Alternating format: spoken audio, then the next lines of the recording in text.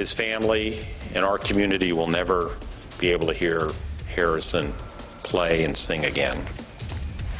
And for this, our hearts are breaking, and we are deeply, deeply saddened.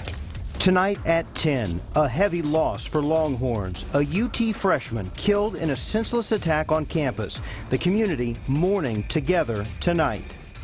I wouldn't be truthful to you or anybody else if I didn't say I was sad. And maybe a little mad, but mostly sad. And the raw struggle of a North Texas woman diagnosed with a breast cancer mammograms couldn't detect. The Nightbeat starts now. Students, friends, and family all still trying to wrap their heads around the appalling attack yesterday at the University of Texas. Just 24 hours ago, this part of campus near the Gregory Gymnasium was still taped off. Police still processing the area. In the chaos that erupted here yesterday afternoon, 4 people were stabbed, 3 of them taken to the hospital. 1 is still there tonight. But a UT freshman, Harrison Brown, did not survive. While their suspected attacker sits in jail, it's the victim of this tragedy the community is focusing on tonight. The Nightbeat's Jason Puckett was able to attend a special mass this evening for the talented musician so many people adored. And Jason, a lot of people showed up tonight to support the grieving family. Well, Quita, that's exactly right. It was a full service at the Catholic Center here tonight. We're standing outside that building just a few blocks from where that attack happened yesterday. But tonight, just a few blocks away, the folks here said they were taking the first steps towards reclaiming their campus and remembering Harrison. Here's a glimpse. Shepherd me, O God, beyond my wants, beyond my fears, from heaven to love. We're a community in pain and grief today, in times when we are faced with incomprehensible questions.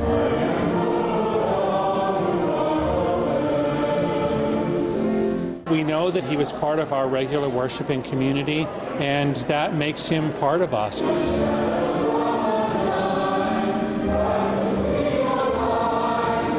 It's not always important to have the right words to say or to think you can say something that makes it feel better, but sometimes just to be together is healing in itself.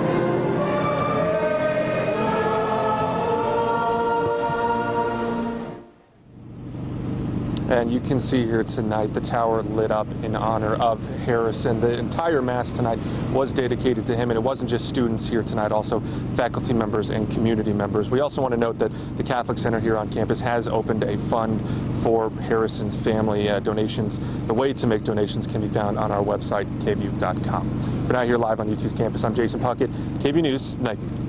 And so many friends shared their memories of Harrison. Earlier today, Terry Gruca talked to one of his friends about what he'll remember the most. Harrison was arguably one of the nicest people I ever met. He had such an eagerness to get involved on campus and follow in his brother's footsteps, who was really involved as well. He loved music. He was such a talented, singer and guitar player. One of his favorite artists was John Mayer. And he had such a giving spirit as well.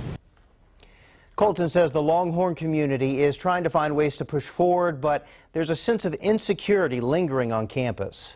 It's a reminder that life can be taken from you at any point in time, there's just a very tragic incident, and it's a good reminder to make the most of every day you have. And that insecurity brings us back to the attacks where rumors were flying that the suspect, Kendrix White, was targeting people in Greek life. A number of tweets warning people to take off shirts with Greek letters filling social media. Now, we wanted to verify these claims and see whether this was part of White's motive. At a news conference this afternoon, UT Police Chief David Carter reiterated that it did not appear fraternity brothers were specifically targeted. We can't find anything that suggests that he was targeting fraternities or any other group. There was a lot of information that was floating around on social media. None of the victims in this case was wearing anything that would indicate that they were actually members of a fraternity. In this case, we're able to verify White's motive was not to target fraternity members. Chief Carter did say that investigators believe mental health issues led to these attacks. White had been involuntarily committed recently in Bell County. He's currently being held on a murder charge. An apology tonight from Austin police about another unrelated stabbing on West Campus. The chief says they did a bad job keeping the public updated, waiting nearly 5 hours after the stabbing was first reported. The stabbing happened on Nueces Street near 26th. The victim says he attempted to break up an argument when a man stabbed him in the leg. He is expected to be okay, but police are still looking for the suspect. Afternoon at temperatures in the 90s, falling in the 70s now under a mostly clear sky, but the clouds will be thickening up overnight as moisture is on the increase. So you'll feel the humidity by morning, and we'll even have a couple of showers by morning. Thunderstorms, though, return to our forecast tomorrow afternoon, tomorrow evening, with this developing storm system coming out of the Rockies and moving into the Plain State. So some spotty showers overnight into tomorrow morning. Thunderstorms tomorrow afternoon, tomorrow evening could come in with a punch. A few strong thunderstorms possible. We'll talk about that, show you the latest hour-by-hour forecast a couple of minutes away. All right, thanks, Albert. A young man shot dead by an officer after police say he was waving a gun and posing a threat to his mother. When Austin PD arrived at a home on Long Winter Drive in northeast Austin, they say the 20-year-old walked into the street with a gun. His mother followed him. They say that the man told police to shoot him. An officer did open fire, but only, he says, when the man refused to follow orders and instead turned toward his mother with the gun. Police tell us the mother said her son was suicidal after a fight with his girlfriend. The family of the 4-year-old girl who was allegedly sexually assaulted by a teacher at Boone Elementary is now suing the Austin Independent School District. The Nightbeat's Tina Shively is following this story for us. She's in the newsroom with the latest. Tina? Well, Quita, the lawsuit claims that AISD has repeatedly failed to investigate accusations of sexual assault, and that's created a hostile environment that has denied female students, quote, access to educational opportunities. The complaint specifically names the detective assigned to the case, saying he routinely wraps up such investigations very quickly without charges against perpetrators. The lawsuit goes on to say the detective was in the room after doctors performed surgery on the girl. It says when the surgeon told them that the girl was sexually assaulted and that her injuries were not from a fall or a straddle injury, the detective said, quote, you have no proof of that. The girl's mother, who does not want to be identified, told KVUE late last month that she wants some answers. So beyond frustrated and heartbroken, just my hands are tied, and my daughter is only 4, and I feel like I am her voice. She and I need closure. You may remember the case was first reported back in February, but school police closed the investigation after the girl did not make an outcry during a police interview. Medical records showed that she had signs of a traumatic assault, but as we first reported, school police closed that case without pulling those medical reports. AISD Chief of Police Eric Mendez admits the mistake, but he does say medical professionals employed as part of the district's investigation team did review those documents. Travis County District Attorney Margaret Moore has said it appears as though this case was not a sexual assault. The complaint was filed this evening. A spokesman for AISD tells me that the district has no comment right now because it has not yet been served with that paperwork. Quita? Thank you, Tina. Well, it's insidious. No lumps, no tumors, but this cancer is catching thousands of women by surprise. A warning from one woman as she struggles with inflammatory breast cancer. And Texas teaming up to keep newborn babies safer while they sleep. And later in sports, a Cowboys legend explains who encouraged this viral video to happen.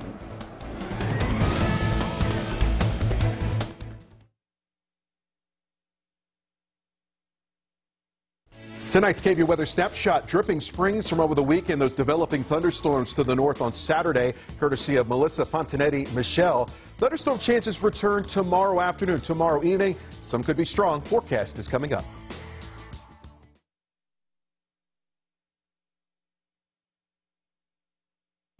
You know the symptoms of breast cancer, a lump, a tumor, something mammograms can catch. But tonight, a North Texas mother wants to show you something different. She let Jason Whiteley follow her and capture her struggle with inflammatory breast cancer.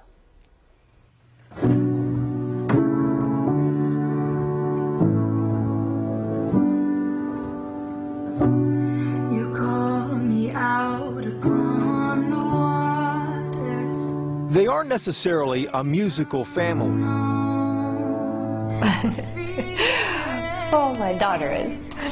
I can't say that I'm very musical, but my oldest daughter is very musical. But Jennifer Courts finds comfort in the songs her daughter sends from school. I often, more than she knows, play them over and over with my headphones on when I'm out walking.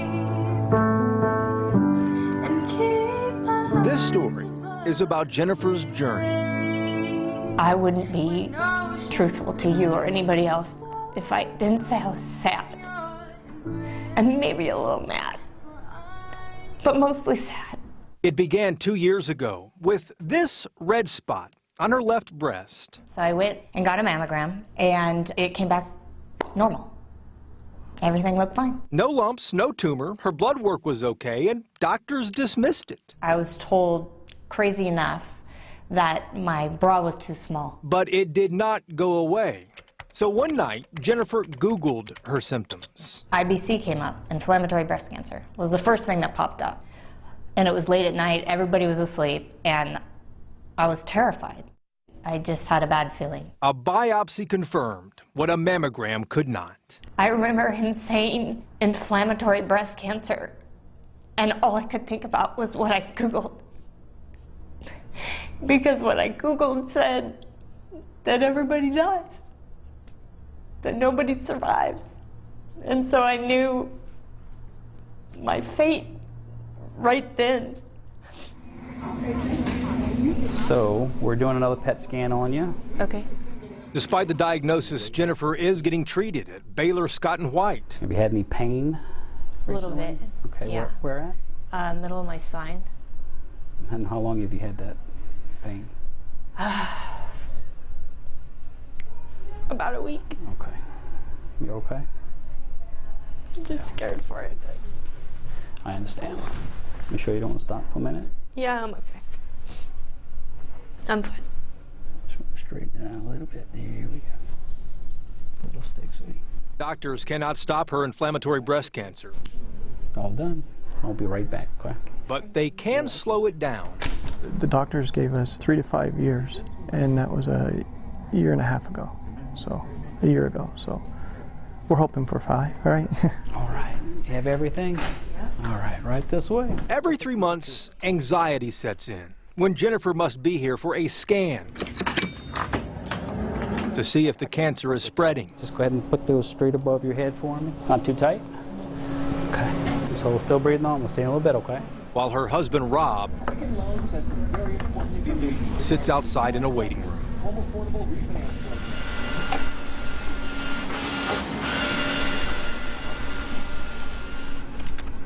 You're trying to stay positive and strong for the kids and the wife, but I cry every day. I wish you luck. God bless. Take care. Thank you. We go around the corner here to the left. Okay. It will take another week to learn the results. Everything's gonna be fine, Mom. You gotta stay positive, okay? Yeah. You gotta fight. Right? It's okay. Here's the thing. This is so rare that many gynecologists and primary care providers, they don't see this stuff. They don't see it, so they'll come up with every excuse that it's something else than what it is. So this is how it goes undetected. Like many similar patients, Jennifer's treatment is as much mental as it is medical. She sees Dr. Shannon Pepito, a clinical psychologist, every other week. She's carrying around with her every day the awareness that she will die from this cancer. It is a reality her daughter Daisy does not know. But I don't think it's fair. She's just a little kid. For I am yours. Huh? What do you feel like eating? Hmm? Are you kidding? McDonald's?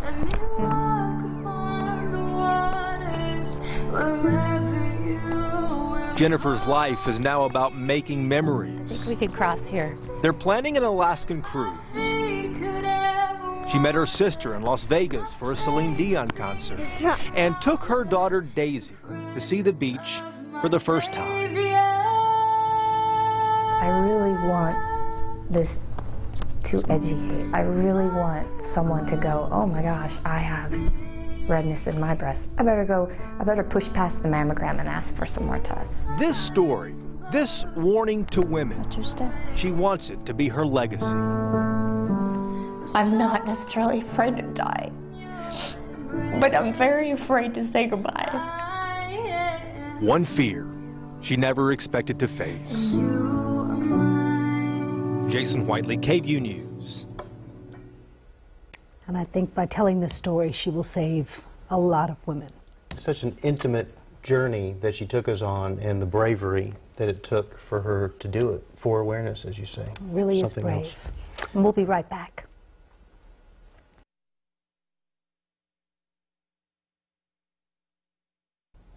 $400,000 baby boxes handed out for free today to keep tiny Texans safe.